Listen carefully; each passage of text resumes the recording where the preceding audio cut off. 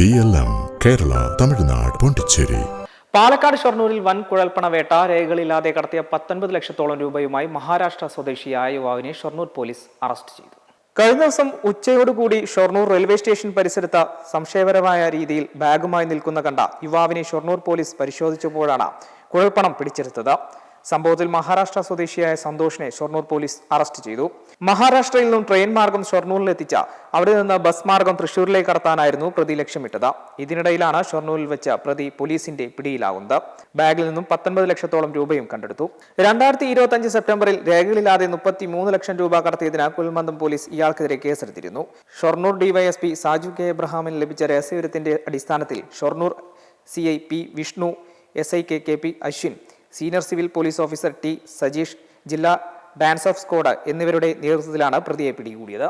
M5 Palakkad. മെമ്പർമാരുടെ നിക്ഷേപങ്ങൾക്ക് ഉയർന്ന ലാഭവിഹിതം നൽകുന്ന കേന്ദ്ര സർക്കാർ സഹകരണ registered society Bharat Lajna multi state housing cooperative society limited.